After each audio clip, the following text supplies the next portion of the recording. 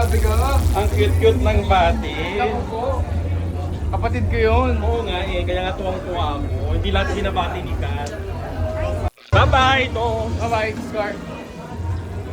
Sana all binabati ni Kat. Nino? Binabati ni Kat sa IG. Issue ka, grabe ka.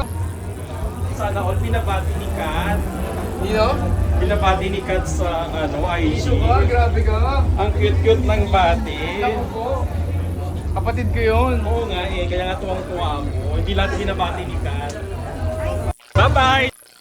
Welcome back mga kaaltab. Ito na naman po ang inyong lingkod, si Mr. Destiny. At syempre magbibigay tayo ng pinakamainit na update po ngayon sa social media. Well, may nakapagbigay sa atin ng update, Mr. Destiny. Meron pang nangliligaw kay Catherine na pinusuan niya. Itong kumbaga yung mga post nito talagang nagha-heart react si Catherine. Talagang masasabi mo na sa dami ng mga kumbaga ilalike niya talagang isa ito sa kumbaga medyo nagpaparamdam konti, di po ba? Kasi sa totoo lang po mga kaaldab si Alden Richards never pong binati yan ni Catherine sa Instagram. Never po yung nag-chat, nag-react sa kumbaga kay Alden, di po ba? Kaya nga sa tama po yung sinabi ni Starts na kumbaga bibihira lang talaga mag-like o mag-react si Catherine. Totoo naman po yan mga kandad. Sabi ko nga po sa inyo, kung followers po kayo ni Catherine Bernardo sa kanyang Instagram, hindi na tayo mag-uusap. Po ba? Alam nyo na yung pinupunto ko, alam nyo na yung ibig kong sabihin. Po ba? Kaya ang sabi ko sa inyo, ako dati, followers ako ni Maha, na nag-deactivate na ako o nag-unfollow na ako. Follower din sa ako ni, yung isa yung BBF na nila, kalimutan ko mga, ganyan talaga kapag umiidad na o kaya hindi mo na yung tipong naalala ayun nahuli ko na rin sa dulo ng dila natin, nakita ko na si MJ Lastimosa. Yan po kasi yung tatlo na pinalo ko ng una. Alam niyo kung bakit? Kasi mahilig sila magpapansin. Ang ibig kong sabihin, laging updated sila kay Mengay sa dressing room, sa backstage, talagang kumbaga pagkatapos ng Eat Bulaga, yung nasa Eat Bulaga lang sila, hindi ko na pinapalo yung kung alam ko namang edited yun. Kumbaga kapag naandun si Mengay sa Eat Bulaga, yan, sinusundan natin yan. Ganun naman po tayo eh. Ngayon wala na, ang follow na. Di po ba? Kaya nga po agad-agad sinerts ko yung sinasabi po sa akin at hindi naman po tayo kumbaga nabigo. At eto nga po, di po ba, bukod sa magandang lalaki, talagang grabe, narinig nyo pa yung huling sinabi niya. Dalawang beses kang pinari. Issue ka dyan, di po ba? Issue ka dyan. Ibig sabihin, alam niya na kapag nabanggit lang yung pangalan niya, may issue na. Di po ba? At ito yung nakakatuwa, di po ba? Yung tinawag niyang Kat, lumingon siya. Sino? Pero narinig mo naman ang binanggit niyang Kat, di po ba? Kaya lang gusto niya ulitin pa yung pangalan. O, doon pa lang. Ito yung sinasabi ko mga kaaldab na kapag ganito po rin kasi yung kay Alden Richards ng panahon kay Maine. Di po ba na kapag binabanggit yung pangalan ni Maine, kinikilig si Alden. Totoo to, sabi ko nga, alam to na mga alam ko, maraming kakampi sa akin na naman, Aldab Nation. Sa sinasabi ko, tama ka Mr. Destiny. Natatandaan ko yan nung inaasar si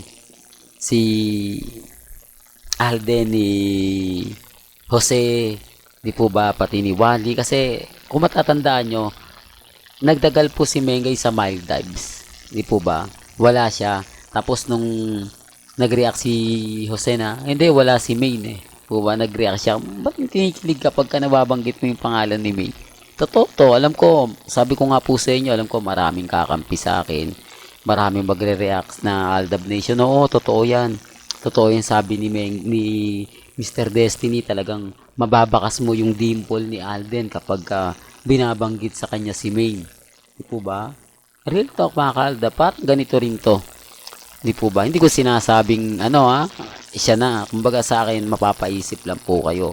Di po ba? Na napakarami po talagang manliligaw ni Catherine. Di po ba? Dahil maganda naman po talaga si Catherine at sexy. No doubt po tayo doon. Kaya nga sabi ko sa inyo, sila nagagalit sa akin. Binabash ko daw po si Catherine. Ginagawan ko daw ng mga, paano kung ibabash si Catherine? Hindi ko nga po yan tinatawag na, di po ba, yung salitang sinasabi ng iba. Sabi ko nga po sa inyo, si Catherine kasi alam niya kung saan siya lulugar. Alam niya kung sino yung taong, kumbaga, totoo. Di po ba? Kasi alam ni Catherine na may relasyon na sila Mengay at si Alden Richards. Doon pa lang sa Hong Kong eh. Di po ba? Kaya kita nyo dito naman po, ramdam ninyo yung presensya ni Maine Mendoza, ni Catherine. Oh. Pag pinapakita ko to na walang akbay si Catherine, si Alden kay Catherine, ine-edit lang daw yung mga sweet moments daw po. Tinatago ko. Ba't ko naman gagawin yun?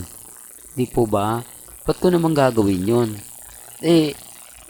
Kumbaga, yung lang nakikita ko, yun lang naman po yung At saka close to, sobrang dikit. Pero yung akbay nga talaga sa balikat, yun ang isa sa nawala. Yun ang isa sa, ba't di maakbayan ni Alden? Napakaraming tao niya, may ipit si, bakit kamo yung isang tao na sinasabi nilang bodyguard, kung makayakap kay Catherine, daig pa yung, di po ba, bodyguard lang yun. Samantalang si Alden Richards, pwedeng bodyguard to. Di po ba pwedeng gawin niya yung ginagawa? Pero bakit? Bakit si Alden bawal? Bakit yung sinasabi nilang bodyguard pwede? Issue na naman yan, Mr. Destiny. Alam mo, kaya ka lagi nababash eh. Kaya ka lagi na pag-iinitan sa mga sinasabi mo. Ako, pasaya po ako mga ka-Aldab kapag nababanggit natin ang Aldab. Kumbaga, ayan ito na yung time na salungat sa mga sinasabi ng iba, salungat sa mga pahayag po nila. Kaya nga po mga ka-Aldab, yung issue kay Bossing, kay Maine, imposible po yun. Imposible po yun at never pong papatulan ni Maine si Bossing kasi may asawa at anak na po yun. Ano yun, desperado na, iisa na lang yung lalaki sa mundo. Kaya nga sabi ko, malabo. Tapos kumbaga yung issue kay Catherine, kay Isyo Ramirez at kay, wala na pong kasalanan ng Aldab dyan. Kung may kumakalat man po yan, ibang tao may gawa at never po ang Aldab Nation. Gaya ko po, wala naman po tayong post. Unang post natin i-update ko lang ibabalik ko lang. Unang post ko po, ang sinabi ko, tinanggal si Mengay dahil may utos sa kanya o may gustong ipagawa sa kanya na hindi niya ginawa. Kaya nagsuspindi. Di po ba sabi ko nga suspindi. Tapos siyempre kalaunan. Ganun na rin yun. Parang suspindi na kasamang pagtanggal. O yung tinanggal na nila. Tapos ngayon may kumakalat. Na buntis daw po si Maine kaya tinanggal. Dahil nagdadalang tao na nga po raw kay Bossing. Kaya daw po tinanggal sa Eat Bulaga. Hindi na natin pinost yun. Never po natin ipinost yun. Tapos sa akin, sa Aldab bibintang. Although sabihin natin hindi ka naman Mr. Destiny, ibang Aldab. Alam ko hindi gagawin niya ng Aldab Nation. Alam ko, kasi alam po namin na si Mengay at si Alden, sila po talaga yung totoong may relasyon. Sila po talaga yung totoong, kumbaga, real life couple. Kaya imposible po na yan pa yung gagawin namin. Hindi po ba? Kaya nga po yung mga ina-update ko pag binabalik ko, hindi ito man tumutugma sa mga posts Tapos sasabihin nila, kumbaga kung ano-ano daw yung sinasabi natin, fake news daw po tayo. Paano tayo magiging fake news kung nababasa nyo naman po, nakikita nyo naman po sa iba? Di po ba? Maliban lang po kung sa akin talaga nagsimula. Kung ako talaga yung nagpakalat ng ganyan. Simula 2015, Aldab na po kami. Mengay at Alden lang Di po ba? Sabi nga po, Mengay at Alden, sapat na Tapos sasabihin nila na puro lang daw tayo fake news. at puro paasa. Pero gaya sinabi nyo, okay lang yan. Basta ang importante, masaya po tayo. Well, hanggang dito na lang po ang ating latest updates. Kaya kung gusto nyo pa po ng pinaka-latest at sariwang update, abay tumutok lang po kayo dito po sa channel ni Mr. Destiny para updated po kayo sa mga latest at sa mga bagong video po na ilalabas po natin maya-maya lang. Kaya kung bago ka lang sa channel na to at isa kang true-blooded Aldab Nation na nagmamahal kina Mengay at Isoy, tama po ang channel na pinuntahan mo, kaya consider na po kitang bagong subscriber. At huwag mong kalimutang i-share ang mga video po natin sa mga mamis, sa mga titas, at sa mga senyor.